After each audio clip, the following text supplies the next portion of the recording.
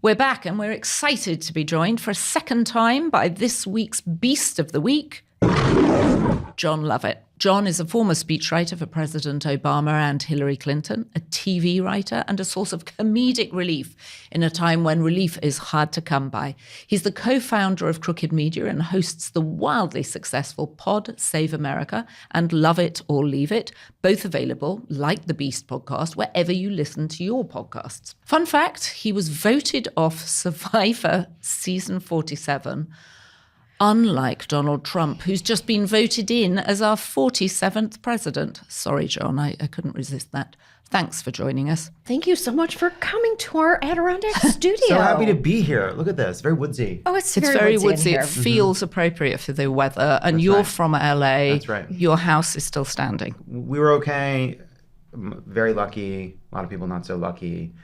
Now it's a lot about air quality and a lot of very confusing and contradictory advice on air quality. Sure. But we're okay.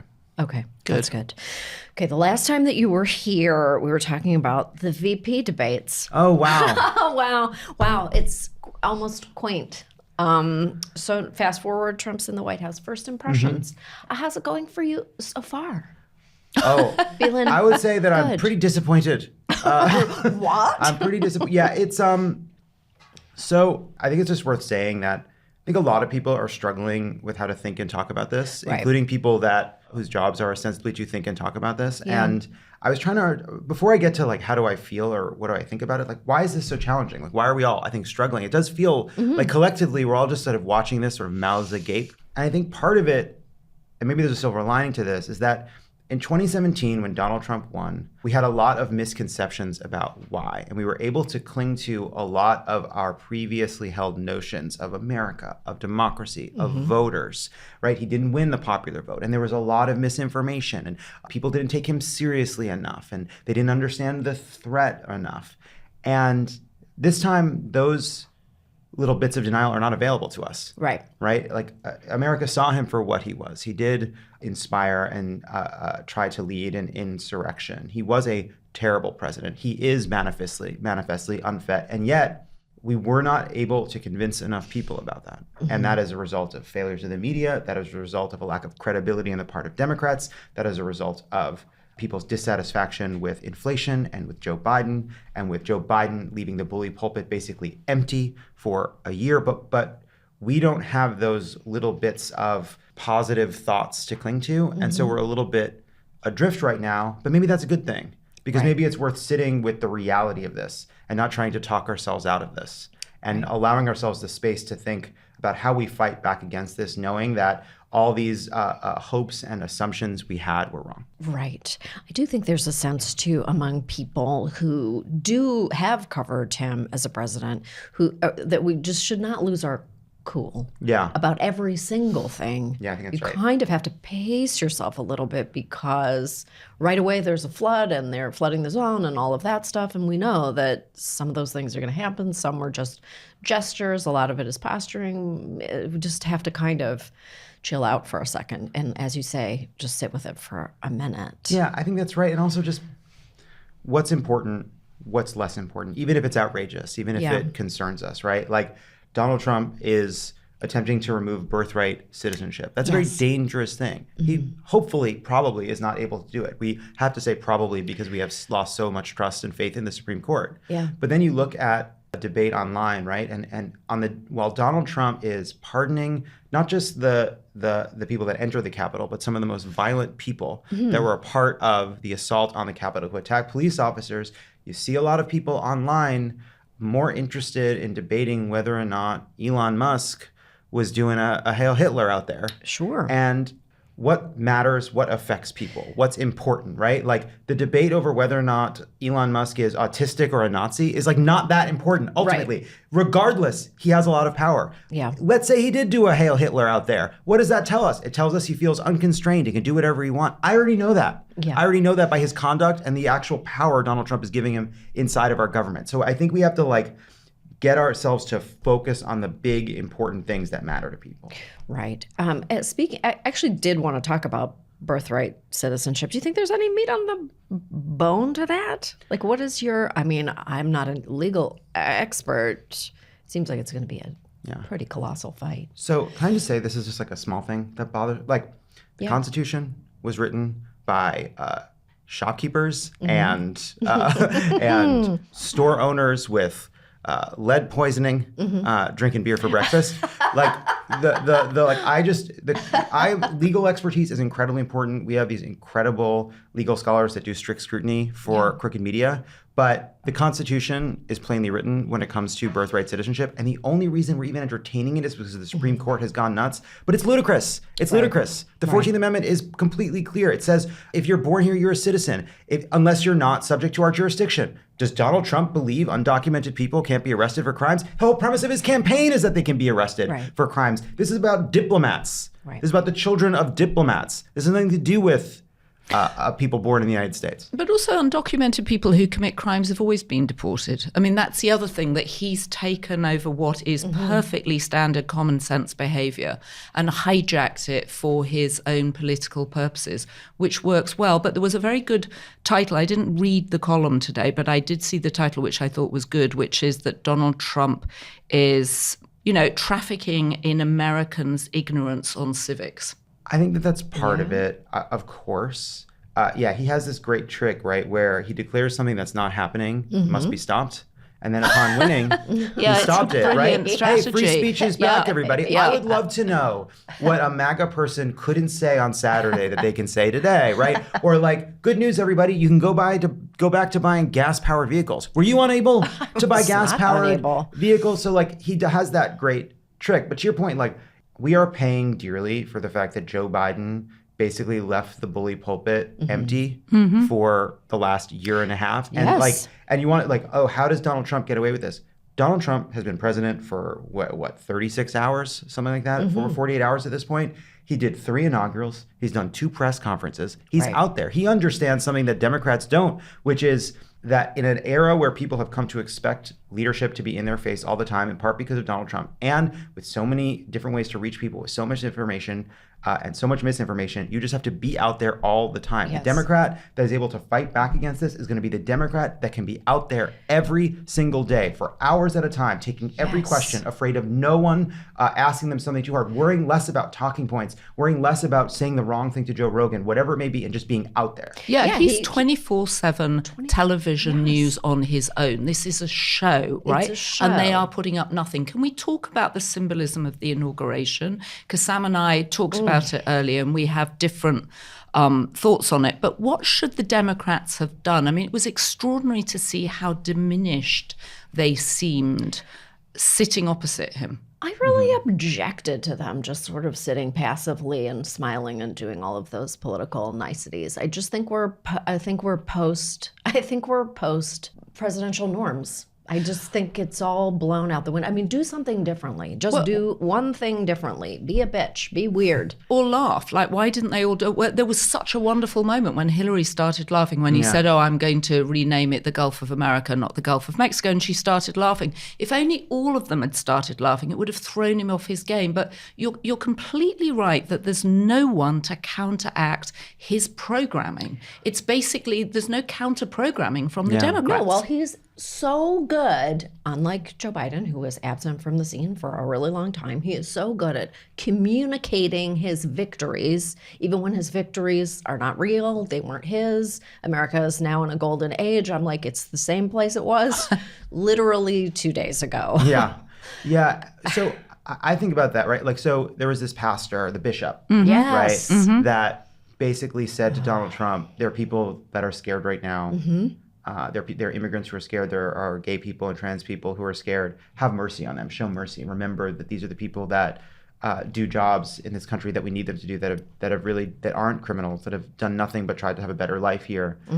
And obviously today, Donald Trump takes great offense to that. It is a small act of protest, right? And I think it was great. I'm like, it's really moving and great. This is the Bishop of D.C., right? Yes. He spoke at, I don't know what ceremony that was, that they were all at, but you get Donald Trump and J.D. Vance and Usha Vance sitting there in the front row, sort of hostage to her words. Fantastic. Enjoyed it. Then I think about the day before, Amy Klobuchar doing the welcome, and she made reference to the importance of the peaceful transfer of power. And then you think, what would be something there that would be effective, right? I honestly don't know, right? Like Democrats walking out, Democrats not lending Donald Trump the pomp and circumstance.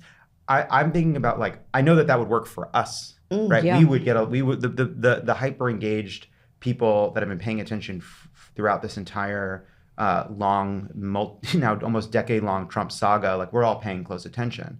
But the person that was angry at Joe Biden, didn't like Donald Trump, ultimately threw Trump a vote because they were worried about inflation and either didn't see or a bit inured to all of his noise and nonsense. What does that tell them, right? I don't know that that's a persuasive act for them. The unfortunate reality is because Donald Trump won, he gets not just the support of, not just the kind of the support of the people that back his politics. He is lent the pomp and circumstance of being president. That is now one of the tools he has for doing politics, and he knows that better than anybody. He loves getting to go on Air Force One. He loves Hail to the Chief, right? He got that. He gets that. There's nothing we can do about that. I take your point about it not being a persuasive act, but I do think that they, and perhaps all of us, they certainly, I mean, big prominent Democrats really underestimate how much it could help them and be a story and be loud if they just did anything differently. Anything. I totally agree with that. And I think the problem, are these the Democrats to do that? Right? Yeah, like the problem, right, is that that's a great question. And it's like, we need a pugnacious, attention-grabbing, charismatic, authentic group of leaders to emerge in this moment, to be our champions, to like be our fighters in this. And truthfully, the only one that springs to mind is AOC, who is of a different generation, is completely fearless in what she says, I think says plenty of nonsense. But at the same time, she has this sort of leaning into, well, what she understands is this is about attention. I spent some time with Kevin O'Leary, Mr. Wonderful, on Shark Tank on Sunday, and he was talking. Well, we were talking about TikTok, because as you know, he's put in a bid for TikTok and he wanted to talk about it. But what he reminded me of was just, Mark Burnett did Shark Tank, and he said, Mark Burnett taught me to be who I am, and Mark Burnett taught Trump to be who he is. And you feel like, I'm serious about the counter-programming from the Democrats. This is an attention get. It's a brilliant use of omni-media, and there is no one leaning in to help the Democrats with that. Where is their version of Mark Burnett? Yeah. Who's now been made special envoy to the UK, by the way. Maybe it's Joanna Coles. Yeah. So much of this is nonsense. The throwing out of the executive orders. Nobody's going to check whether or not it's actually taking part, some of it. Yeah. And the Democrats don't have their version of that. One thing I was thinking when I was watching, first of all, it really just sucks that the first president to figure out you can do whatever you want is Donald Trump. And it's it's just like, that stinks. I'm sure there were, does not feel good. I think going back in history, there were plenty of presidents who thought that. It's just it wasn't writ large 24/7 in people's faces, right? It took people 6 weeks to learn what he'd done. But what I mean is just that, like, I didn't know a president could sign official executive orders at a rally. But of course, there's no rule against doing that. I mean, whatever rules there aren't real and don't matter. But what I was thinking when I was watching Donald Trump sign all of those executive orders, each one was an applause line, right? And so we see that and we're like, well, we need people that can do that. But that took years. It took years of politics on the part of the right to get to the point where there was a list of deliverables. Right. That would get their base so pumped so that on day one of his White House, he gets to sit down and be like, I'm back, baby. You wanted free speech, you've got free speech. You want an end to DEI, you've got an end to DEI. You want me to come after the electric cars, I'm coming after the electric cars. They built a politics that created a list of things he would do on day one, and lo and behold, he gets to do them. And I think over the last few years, Donald Trump has scrambled a lot of our brains. But one thing it has done is, as Donald Trump gets to go around the country saying, whatever your grievance, whatever your anger, whatever your antipathy, whoever you blame for your problems, you're not wrong to care about that. What that thing that you're angry about, that the news says you shouldn't care about, that you're not wrong. Care about it. I care about it too. That little thing that's bugging you, you're right. You're right to care about that. You're not wrong to care about that. And then Democrats spent the same amount of time being like, you're wrong not to care about this. You're wrong not to care about Donald Trump wanting to get rid of political appointments, or you're wrong to not care about this. You're not caring in the right way. You don't care correctly. And it's gotten us absolutely fucking nowhere. And I just think like, who are the politicians? Who are the people that over the next couple of years are going to do the work to make that list of deliverables so that if we do win the White House in the future, there's a president that can on day one say, I'm doing A, B, C, D, E, and there's a group of people going absolutely fucking nuts because they got their guy to give them the release, to give them the success that they promised. And like, that is hard, it's big. But that's, to me, like that's the foundation we have to start building. That's so interesting. You don't care correctly is such a, I mean, that really sums it. It sucks. Who wants to be told that? It's true. But in the freedom of speech thing, there is also, I was just thinking that there is always this fear still, and it will alleviate now, I think, but this fear that somehow you have said something that someone will find a hidden thing in it that has an insult you didn't mean to make about some group. Do you know what I'm saying? I think talking used to be more fun for famous and powerful people because they used to be able to talk and do whatever they wanted, and they got very little feedback. And a lot of this is about feedback that people don't like or find annoying, right? There's a whole clutch of very successful, some of the most successful comedians in the history of comedy all have specials about how you can't say things, right? And how hard it and how you're not, how free speech is under threat and you have to be free to say things. And it really is about criticism. There are examples of overreach and people trying to get people fired. And I'm not saying those things don't take place, but for the most part, this is about noise and people being subjected to liberals they find annoying. And I find a lot of those liberals annoying, but it's not going to lead me to elect Donald Trump over it. No. And so I think we all have to get a little bit more comfortable with the fact that there is just more feedback, more noise, more criticism than there ever was before. And it makes people in positions of power who had a lot of ambition and fought very hard to get to the top and who maybe have some unexamined issues that led them to think that this would be fulfilling, they suddenly make it all the way to the top and they're not getting the respect and praise that they thought would come with it. They're getting shit on the internet, which is in their pocket just like everybody else. And they don't get that adulation that they were hoping for. And that's for their therapist. I don't think it's for politics. I feel like you're slightly underestimating the impact it had on regular people who felt like they stopped saying things out loud because they were frightened that the HR department would come down on them. And I mean HR department in quotes. But I do think that there are a lot of people who felt that they had things they said taken out of context, taken much more seriously than they ever meant. I take your point about criticism and people not wanting criticism, and especially famous people. But I do think there was a feeling that you really couldn't say what you wanted anymore. I think there's some truth to that.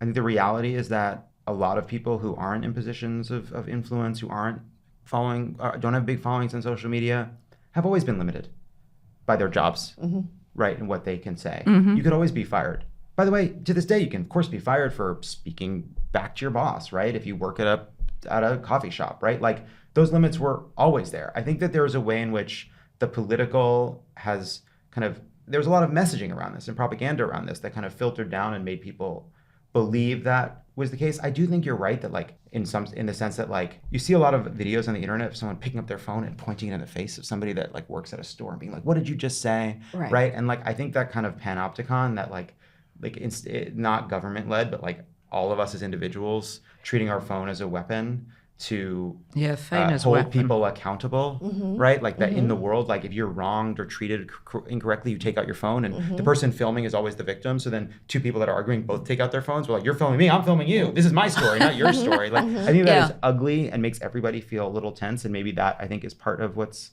there's a sort of a creeping paranoia that people are filming each other the whole time. You're right, you're never more than a cell phone video away from total collapse. And I do think people hate that. And I do think people understand that we've given something up and it's wrong. Yeah. And I do think then believing that it's the right wing's professed free speech cause when, of course, A, a lot of the censorship they're talking about has nothing to do with the First Amendment, and B, they're some of the most litigious people on earth who are trying to abuse libel law in the courts to silence people and go after people is pretty rich. But I don't think you're wrong. I think there is a real fear there that has gone trickle down. And they had your point about sort of understanding what people wanted to complain about. Their radar for that was just so superior to the Democrats, I think. Yeah. I think that's, I don't know. I kind of favor people getting called out for being shitty, which mostly was what was happening with people's phones. I think people don't like to think of themselves as holding shitty beliefs and attitudes, but we get treated horribly all the time. People get treated terribly. They get accused of things they didn't do. They get accused of not living in the neighborhood where they own a home. Right. And that's really valid. Yes. And it makes people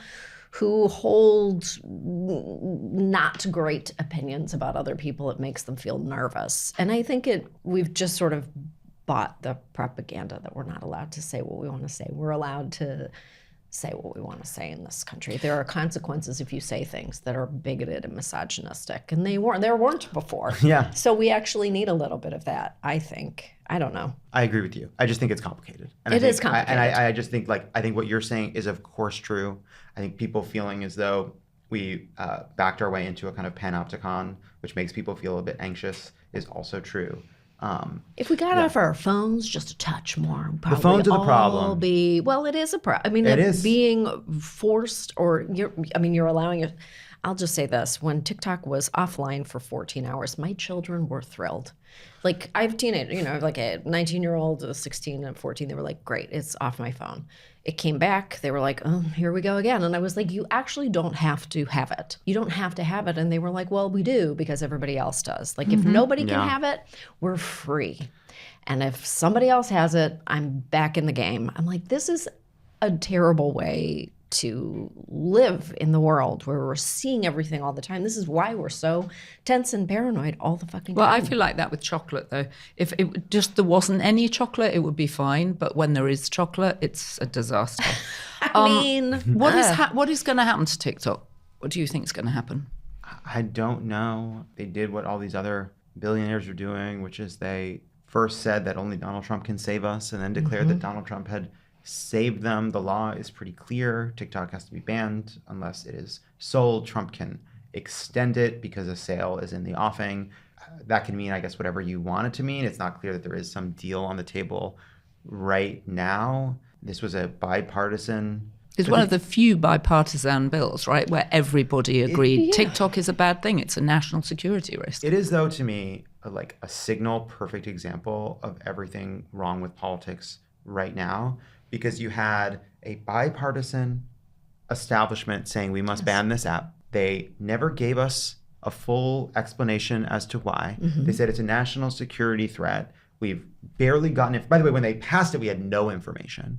Well, because it was snuck in the Ukraine bill, right? Passed late on a Saturday night. Exactly. And then it's been, in the months since, it's been a lot of trust us. This is what has to happen. It's the right thing. It's a lot of like, they're mixing a bunch of different reasons, right? One of the reasons is that it's terrible for children. I agree. Why is it like, okay, now an American company is rotting our kids' brains. That's great. What an upgrade. But then they say, all right, there's all these national security threats. Explain them. This is, again, goes to like that joke we spent months. And I regret the way in which I was always critical of Joe Biden and his I think failures to communicate. But it has only hit me over the last couple of months just how much we've paid for having a White House where when the president spoke, the best you could hope for was a draw.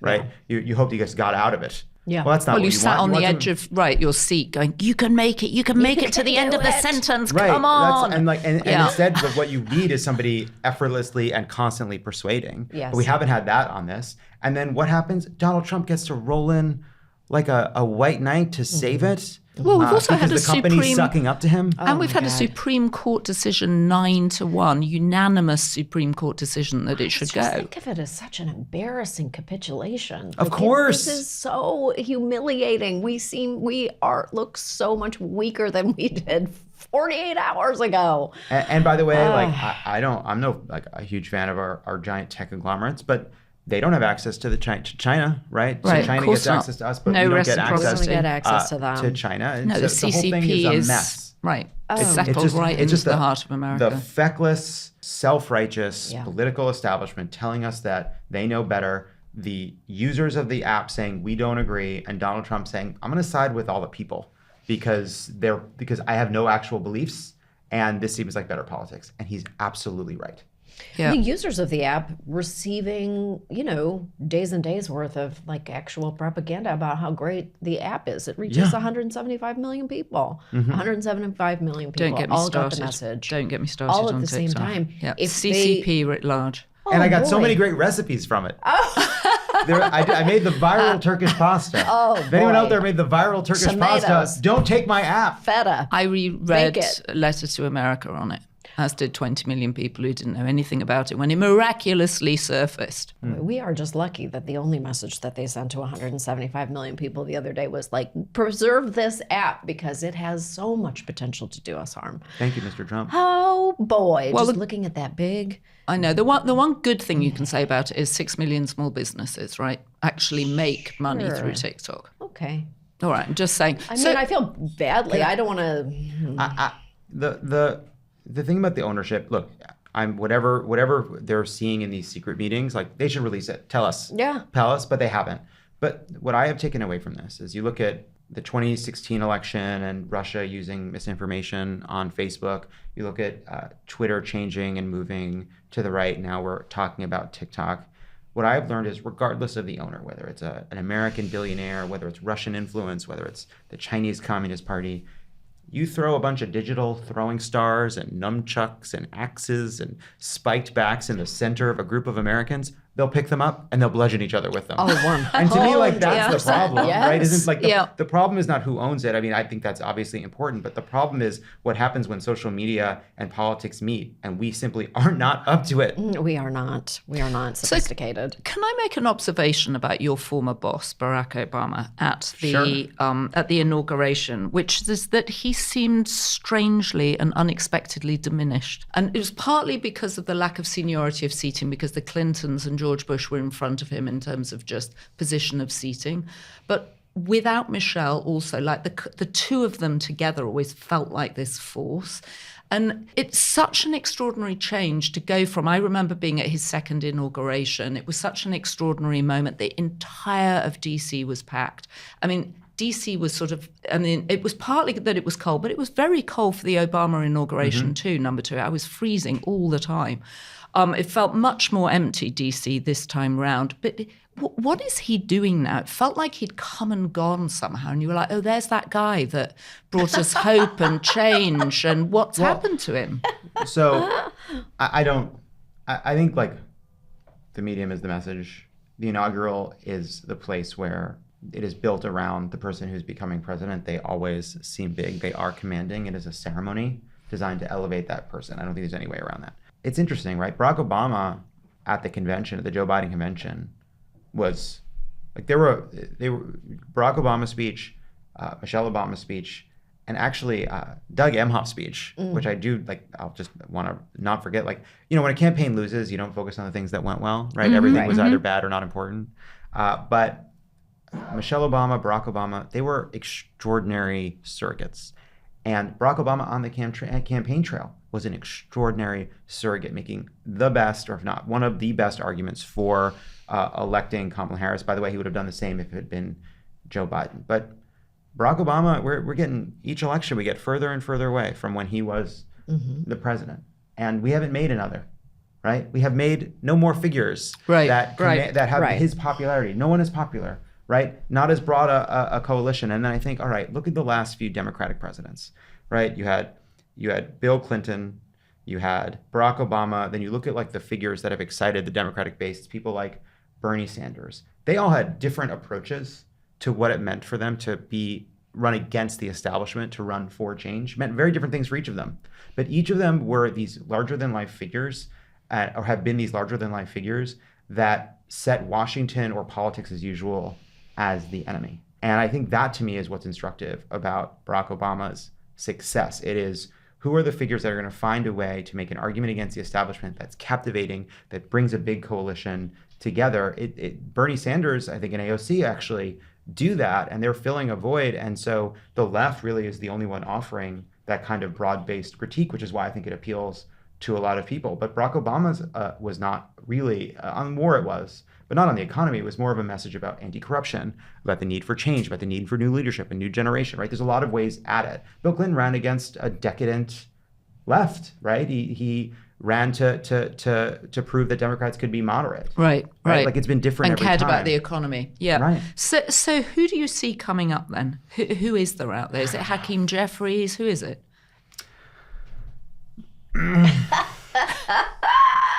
I don't know. For people who are I'll tell you, listening to this and not watching it on YouTube, John's face was just priceless. I don't know. I don't know. And here's my resolution. I have a bunch of resolutions that are now out the window, but this one I'm going to keep. I'm not going to pretend.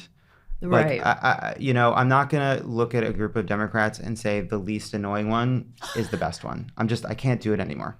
So I don't know, but this is the time, right? Like nobody thought after George W. Bush won in 2004, when Democrats had lost across the board, that within 2 years, 2006, we would take back the Congress. And 2 years after that, an unknown man named Barack Hussein Obama would be president of the United States. So right now, this is the beauty that we have shaken the Etch-a-Sketch, right? Like it's everybody back to one. And so tell your story, make your case. And by the way, we don't know what's going to work.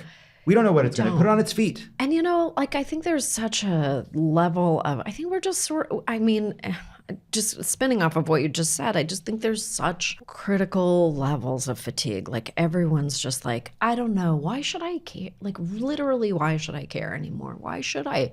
I mean, I care because I care about the issues that I care about.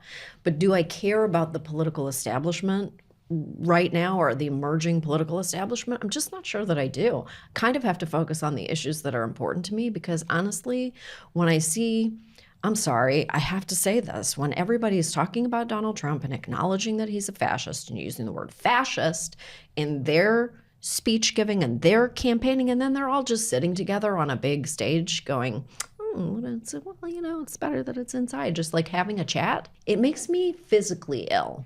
I'm like, I just don't believe in anything. And I think there are a lot of people who are just existing in this space now where we're like, I don't know.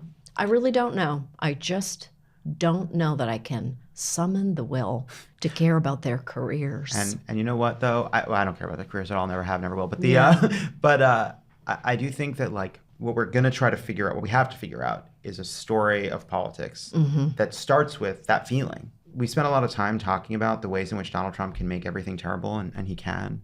But we do also need to talk about like the world we want to build. Yeah. And even when I don't know what that world looks like, right? Like what is our goal? What is an exciting future if Democrats got everything we want, right? What does that world look like? Right. We don't even paint that know. picture.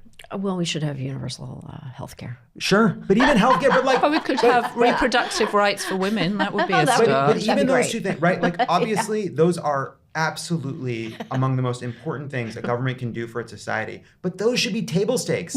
Everybody being able to go to the doctor, that's important, but it's actually an answer to our current dystopia. It's an answer to why things are so bad now, that the best we can hope for is going to the doctor. Like there's a better world even than that. Once everybody can have healthcare and everybody can go to the doctor when they need to see the doctor, the bare fucking minimum for what a government should provide.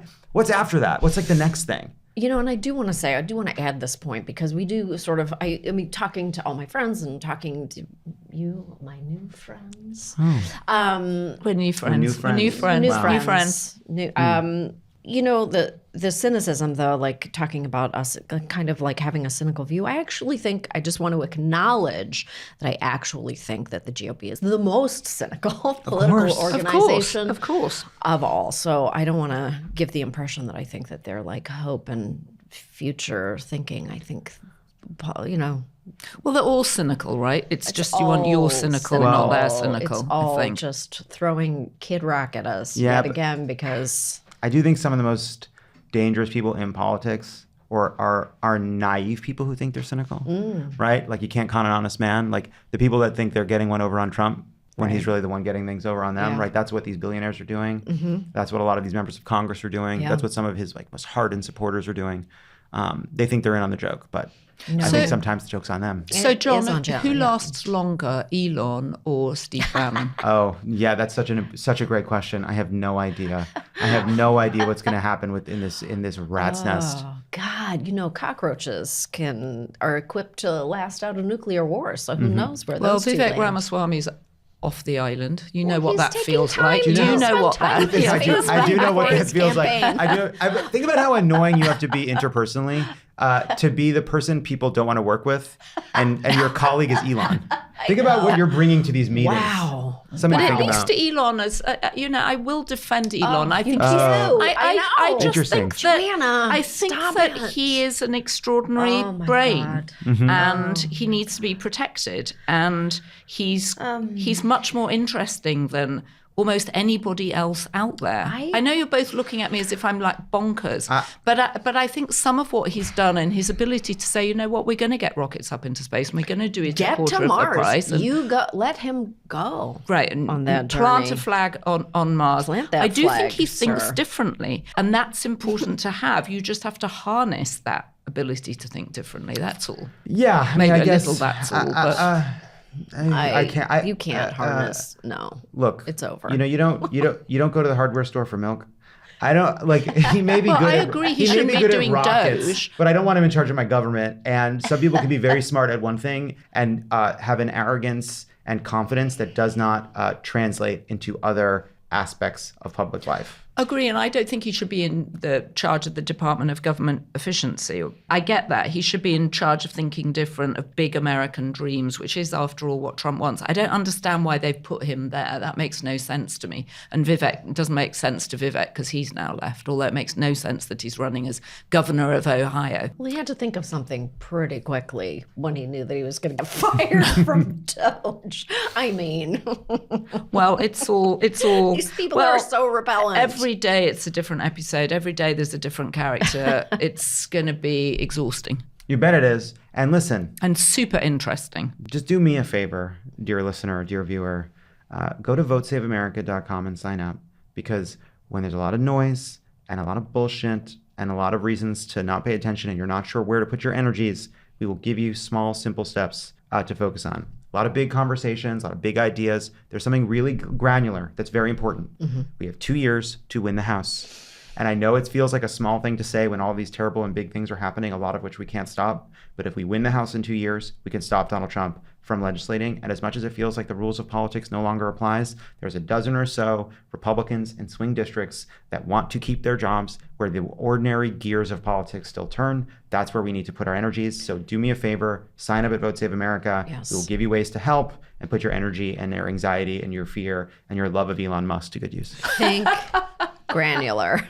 Jon Lovett, thank you for coming in. Please Thank come you back. so This is much. great. Yeah, Good please to come see back you. soon. Thanks for having Very me. good to see you. So fun to see you. Very In good person, to see no you. less. know. Look at us. So much more fun in person, isn't Yeah, it? so much It better. really is. Last time I saw you in person was at the White House with Joe Biden, Right. Oh my God. and he could barely move. Oh, it was pretty When was bad. that? It was It was a creators event that they had last year. And I remember I told myself after that, like, well, he'd just gotten back from a European trip. It's Friday. He's exhausted. And then we saw him at that fundraiser. And I was like, well, now we're 0 for 2. Now we're 0 for 2. And then we saw the debate. And I was like, I'm out. Yeah, the I'm out. debate Put a was fork the- in him. He's done. Yeah, the debate was the defining moment. But that event was well, he just physically couldn't really move, Yeah. unfortunately. But not our problem anymore. We got new problems. New problems. Is this over? Fresh we done? problems. Is it a wrap?